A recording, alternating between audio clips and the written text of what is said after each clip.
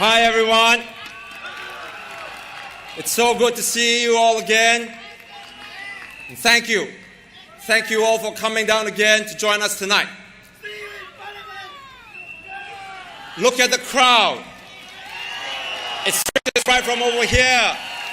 I want to give a shout out to all of you. Thank you for coming. Right to over there. Thank you. And it goes right all the way to the back. I thank you all. Thank you so much for coming tonight. I'm feeling really good. And I'm sure you are too, because I sense that you are feeling hopeful that come next Friday, we will see the SDP in the next Parliament.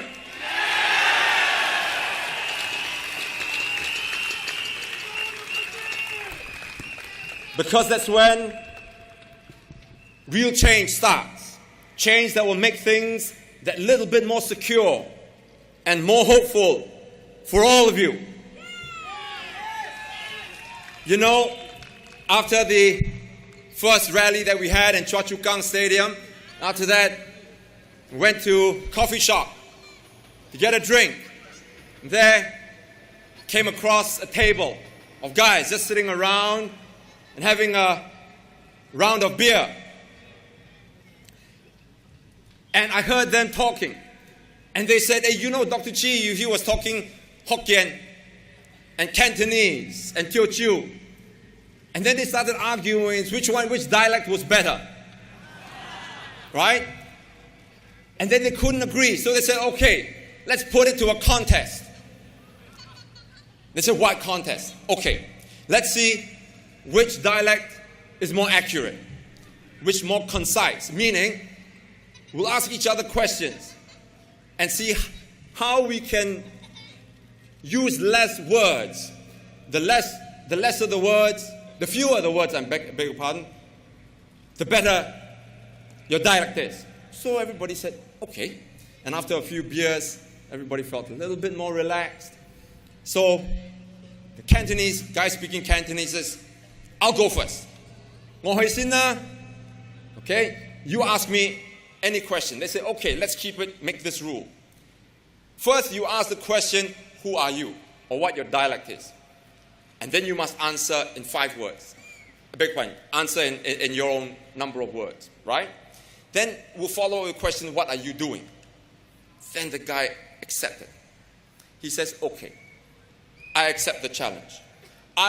Cantonese is so good that I will say it in 5 words. No more. Everybody said, are you sure? 5 words? Yes. Okay. So they started. This guy asked him, 5 words. 你係乜嘢人? Then the Cantonese guy said, 我係廣東人. 5 words. Very impressive. 你呢時做乜? 我呢時飲酒. 5 words. Wow, everybody was really impressed. Then this guy speaking Kick, I think it was King Chu or whatever. He says, I can do better. 4 words. What? Really? So they asked him. 如是咩人? 4 words. 話傾招人. 如到咩地? 話念招啫. 4 words. Then, not to be outdone, the guy speaking Hokkien says, I'll beat that. 3 words. Wow. Okay, let's start. 是咩人? Hokkien 人做什麼? 話啉酒.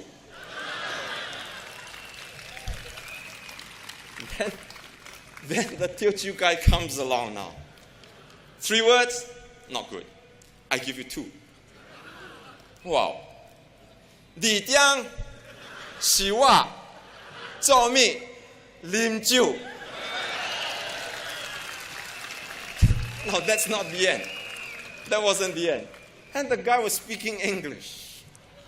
Very quiet on the corner. And he's a bit tipsy by now. English beat everybody.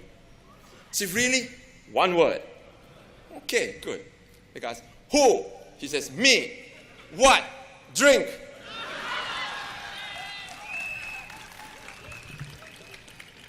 Actually, I didn't hear that at a coffee shop. I heard that long time ago when I was little. You know to who? Those of you who are old enough to remember. You remember Wang Sa Ye Feng? We call him Apuya San. Chinese variety show. Can you remember? Don't raise your hands. You'll reveal your age. But those were the days that life seemed a little simpler. Dare I say a little happier? Certainly less stressful. But times have changed, hasn't it? And many people have commented that we have become less Singaporean. I don't know what is it that makes us Singaporean. I can't define it. And experts are having a tough time doing it. But I found that out. I found that out one morning, just yesterday morning, when I was up in the mall, doing a walkabout with my team. And after the walk, just in between, we took a break and had our coffee, and we were sitting down. And some people ordered the mi jiang kueh, right? Because they say that it's very good over there, and I can vouch for it. It's ooh la la. There you go. Another language, French. So please, ooh la la is French. So we were sitting there, and we were eating our mi jiang kueh, and then, I had a few pieces, and Paul was sitting beside me. So I took these 2 pieces and said, Paul, have some more. He said, no, I can only have 2. Very jala already. And then it hit me. There was this Indian guy sitting with this Chinese guy, and he used the word jala, which I think is Malay. That's quintessentially Singaporean, isn't it? Here was this professor, the top of his field. He goes all over the world to deliver lectures. He calls me up. I never know at any time where he is. South Africa at one time, US and another, and then Korea and another day. But here he was, and here we were sitting down in a hawker center, very, very Singaporean. But, as I said also, growing up,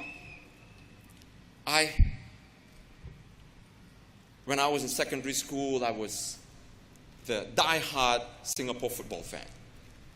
Those of you who can remember the 70s, Kallang Roar, we were in the thick of Malaysia Cup, right? Can you remember, all of you old enough to remember, banana kick specialist, S. Rajagopal, right? Gele King, Dollah Qasim. Then we have our Kwa Kim Song.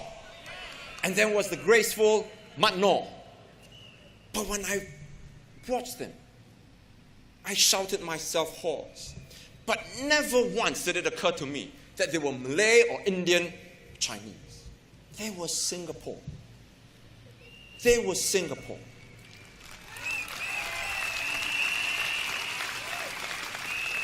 But looking back, it just dawned on me that, as I said, I was never conscious of whether they were Malay, Indian, or Chinese. Then I got into politics. The first thing I heard was that the Malay needed a certificate to prove that they were Malay. The Indians needed a certificate to prove they were Indians. Do you know how offensive that is? Paul needs to show that he is Indian. Not only that, after he shows that he is Indian, the next election, he has to collect another certificate to show that he is Indian some more. This system constantly tries to divide us. You're Indian, you're Malay, you're Eurasian, you're Chinese, you're other.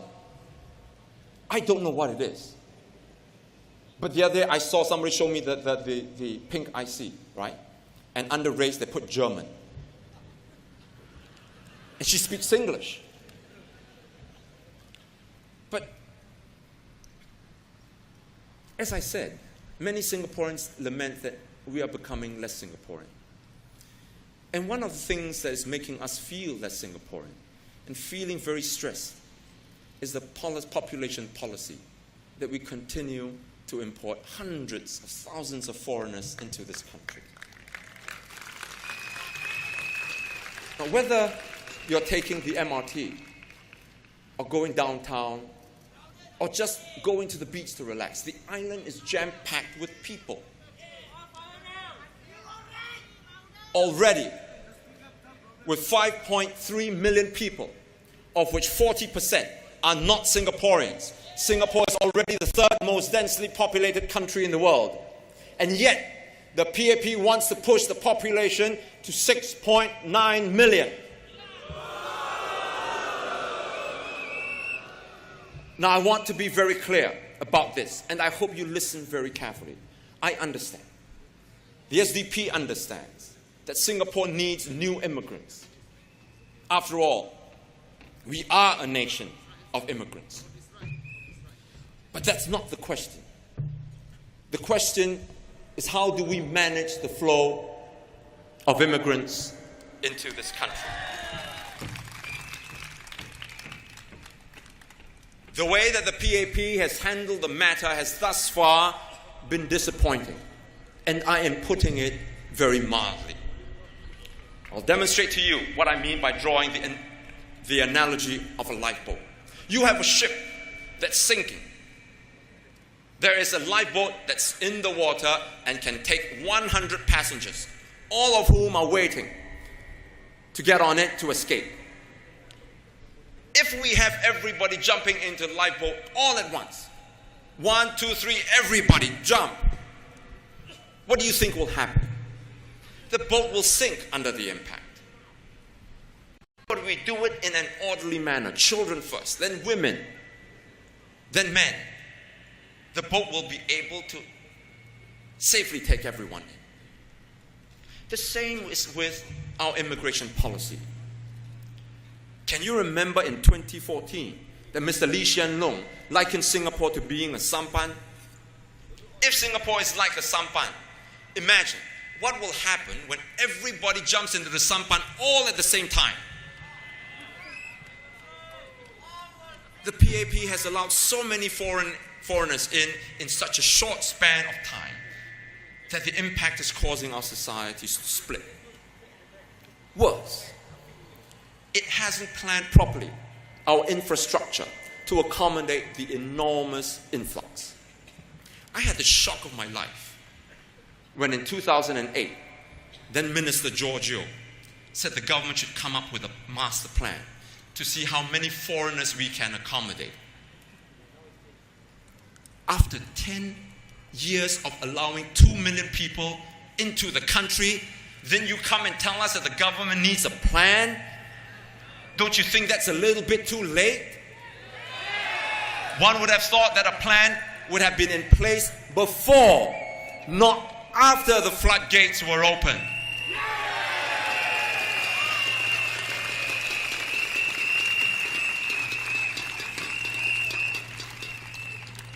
But because the PAP did not have a plan to accommodate so many people, we found our foreign workers congregating in public places. There is Little Philippines in Lucky Plaza, Little Myanmar in Peninsula Plaza, Little Vietnam in Joo Chiat, Little Thailand in Golden Mile Complex, and of course Little India in Serangoon Road. And because of the lack of a plan to help these foreigners assimilate into our society, the congregation of these huge numbers of foreigners led to trouble. The riot in Little India is a case in point. The riot caused more than $500,000 of property damage. Several emergency vehicles were wrecked and scores of police officers were injured. The lack of planning by the government was so bad that even the police were not trained to equip to handle the unrest. The commission of inquiry that was convened to investigate the incident found that there were insufficient number of officers available. The officers were not properly equipped. Radio airwaves jammed at the crucial moment. The commanding officer did not have any idea how many men he had at his disposal. Officers on the scene admitted that they were not trained to handle a full-scale riot, and the police did not have the numbers to fully contain the mob. Then there are the constant MRT breakdowns. In the latest malfunction, which affected thousands of commuters, Mr. Liu Tak Yu admitted that, and I quote, "To be honest, I'm not fully confident that we will have a sustained period of no major disruptions," unquote. Again, where was the planning to ensure that our infrastructure could cope with the hundreds of thousands of people that we let into this country? And on our roads, have you noticed that it takes much longer nowadays to get from one place to another? Our expressways are much more congested, and because of this, the ERP rates keep on increasing. And that's not to mention that with more people buying cars, COE prices also keep increasing. What about housing? The super rich are coming into Singapore to buy high-end property, pushing up prices. That affects the price of HDB flats, especially those in the resale market. Many of you have told us of cases where permanent residents buy HDB flats and then rent them out or sell them at a handsome profit. I think by now that it must be abundantly clear that the problem is not with the foreigners in Singapore. We must be careful, and I cannot emphasize this anymore. We do not conduct ourselves in an ugly, xenophobic manner where we take it out on foreign workers who are here. They are here to earn a living for their families just like you and I. If we are going to get angry, then let us get angry at PAP's policy, not our guest workers.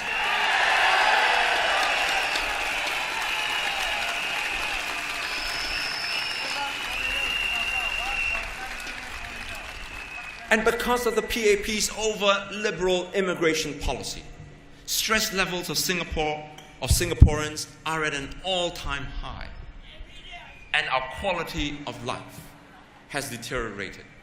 Listen to these statistics, which I'm about to tell you. And you can check out all this online. Singaporeans are more likely to have suffered from depression, stress, and fatigue than most of our Asian counterparts. Psychiatrists in Singapore reveal that up to 90% of their patients are suffering from mental health issues, stress caused by stress from work. Singaporeans work the most number of hours compared to other comparable economies, and with falling real incomes. Singaporean workers are the least happy in Asia. We rank 70th position out of 194 societies in the Quality of Life Index, and 90th position out of 151 countries in the Happy Planet Index. The elderly are pressured to continue working after retirement. The number of elderly Singaporean men working is at a record high. And yet the PAP wants to increase the population to 6.9 million.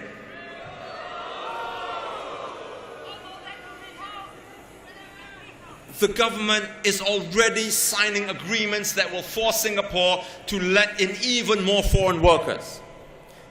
Listen very carefully. The ASEAN Economic Community Agreement, or AEC, for example, would form a single market among ASEAN nations that will allow the unrestricted flow of labor across the region. According to a survey, 80% of workers in the region said they would like to work in Singapore under the AEC. Do you know how many hundreds of millions there are of people there are in ASEAN? Now, the agreement is expected to be in place by the end of this year. The influx of foreigners is not only affecting our quality of life, it is also increasing our cost of living. I mentioned on Thursday at Choa Chu Kang that Singapore is the most expensive city in the world. Another survey by this international group called Mercer found that Singapore has the 4th highest cost of living in the world. This is because the government is attracting millionaires and billionaires to Singapore, and this is pushing prices of everything through the roof. The government is also importing huge numbers of PMETs from our poorer neighbors, and these workers compete with you for your jobs, depressing your wages. most expensive city in the world, lower wages. You don't need to be an Einstein to see why Singaporeans are suffering and what the cause of the problem is. The younger generation of Singaporeans also cannot afford HDB flats because they're getting too expensive. They have to compete with foreign students for places in our universities, and when they graduate, they have difficulty in finding a job. As a result, many of our younger Singaporeans choose to emigrate. A few years ago, Lee Kuan Yew pointed out that about 1,000 Singaporeans are leaving Singapore for other countries every year. And these people make up the top 4 or 5% of skilled Singaporeans that our economy needs. This is no small number given the smart size of our country. But the more people we let in, the greater the competition for jobs. The greater the competition for jobs, the lower wages become. The lower wages become, the more stressful life in Singapore gets. The more stressful life Singapore gets, the more Singaporeans choose to leave. And the more Singaporeans leave, the more foreigners the PAP brings in. And on goes the downward spiral. The only way that Singaporeans can prevent such a crazy, scary future scenario is to send a clear signal to the PAP in this election that you disapprove of such a policy. And the only way that you can send such a signal is to voice your unhappiness at this policy, is to vote for the SDP and send us into Parliament. Because without the SDP in Parliament, you will continue to have no voice. And this problem will only worsen.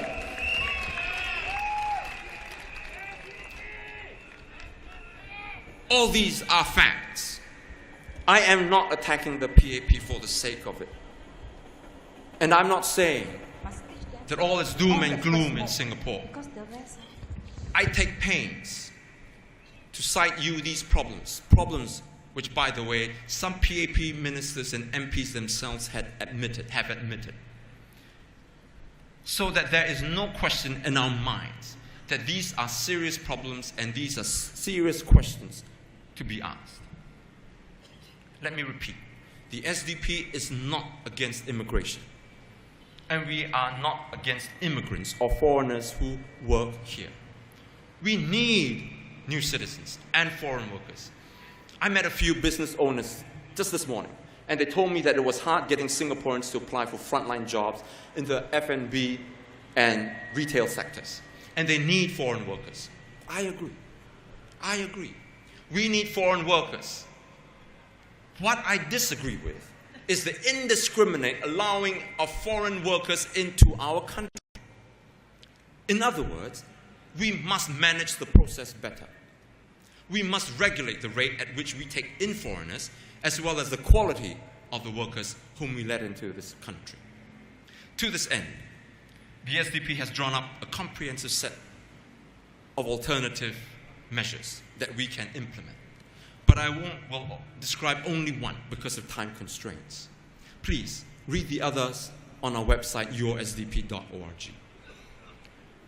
We want the government to adopt a Singaporeans first policy, where foreign workers, especially the PMETs wishing to work in Singapore, will be assessed via a point system based on a number of factors. Factors such as age, qualifications, skill sets, competencies, experience, number of dependents, etc., to determine if they meet the economic and population needs of Singapore. If they meet the cutoff, then they go into a pool of potential employees, and Singaporean employers will be able to hire from this pool. This is not hard to do. Canada does it, Australia does it, the UK does it. If the Canadian government can protect Canadians, the Australian government can protect Australians, the British government can protect Brits, why can't our government protect us?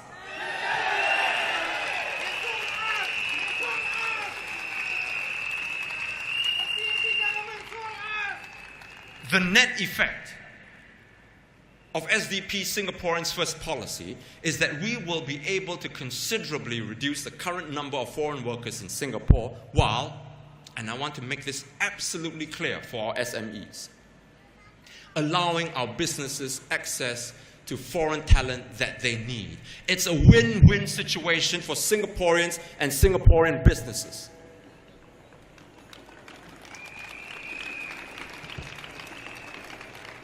Now, as I stated earlier, we must focus on the policy and not on foreigners in this country. By the same token, let us focus on policies in this election, not on personal attacks. Now, it may come as a shock to you if I say this, so you better hold on to your seats or hold on to whatever you're close to you. Because what I'm about to say may register significantly on the Richter scale. I said this before, and I will say it again. The PAP is not all bad. Some of the MPs genuinely work and care for the people. But by the same token, neither is the opposition the useless, destructive force that the PAP paints us out to be.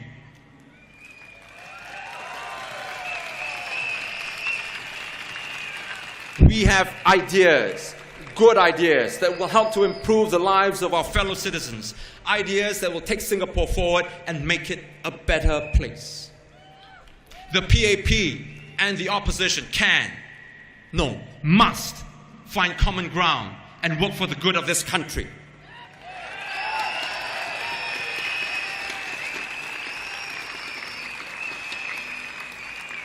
To this end, the SDP makes this pledge to all our voters here tonight. We will cooperate and support the ruling party on issues that benefit the people and that are good for our country.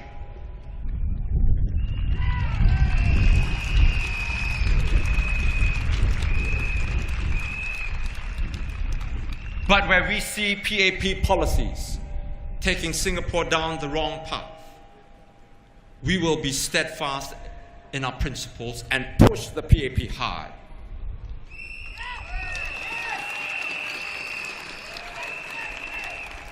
But we will not stop there. We will provide credible, workable alternatives to take Singapore forward.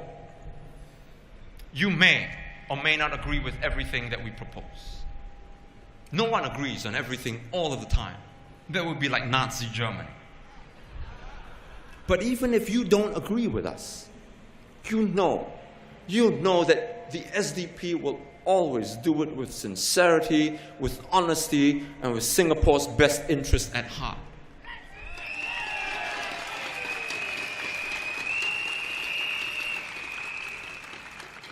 Many people have told me, don't talk about democracy and freedom. Singaporeans are not interested in that.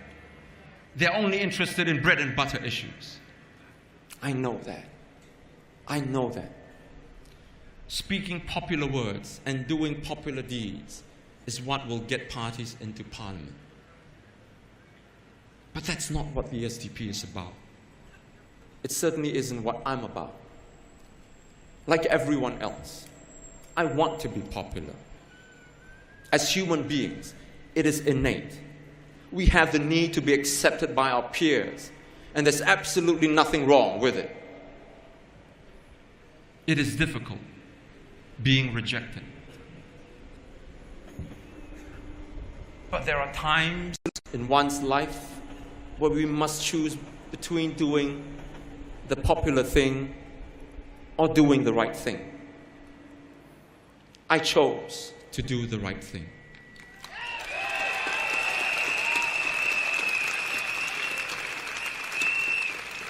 I chose to tell you the importance of standing up and protecting your rights, even though it was not the popular thing at that time. I said it then, and I will say it again. Without democracy, without our political rights, we cannot make the PAP act in our interest.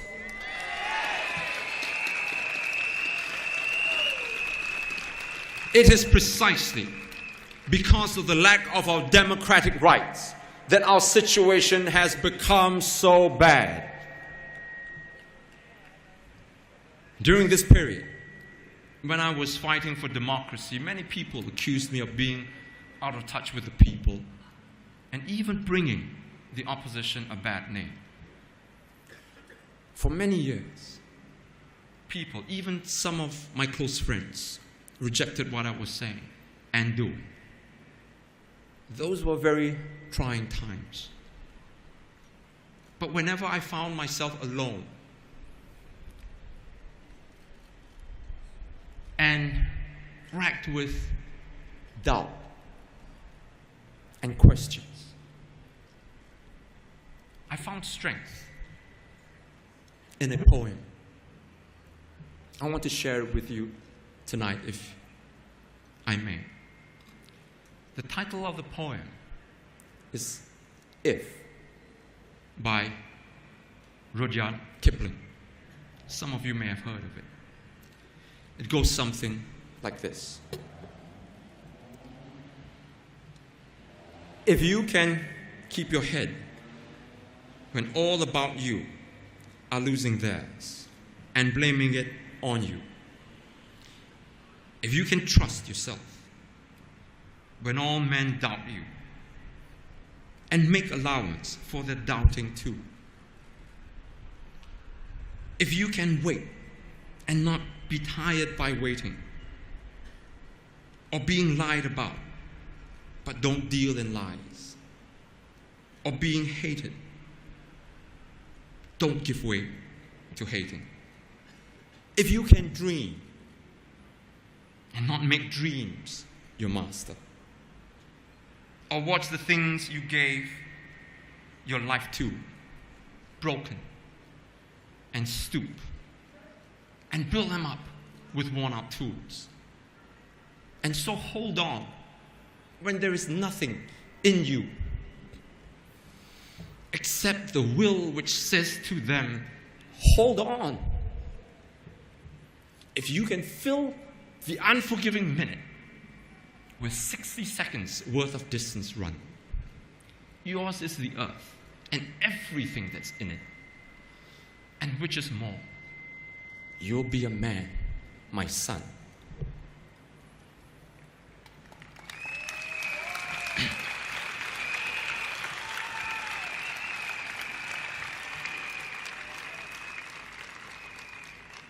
I searched deep. But the more I searched, the more I found that there was only one answer. And that is, in life, one must do what is right, not just what is popular. Because what is right is also the truth. And the truth is that without our political rights, we cannot protect our wages, our jobs, and our future.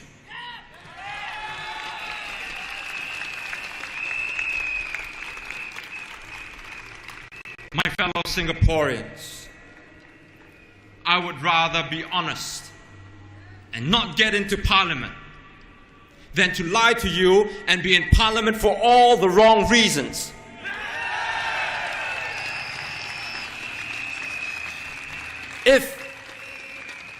If you want to see a party that will stand up for you and do it with integrity, with honesty, with sincerity, then I beseech you, vote wisely, vote for the SDP. Thank you, and good night.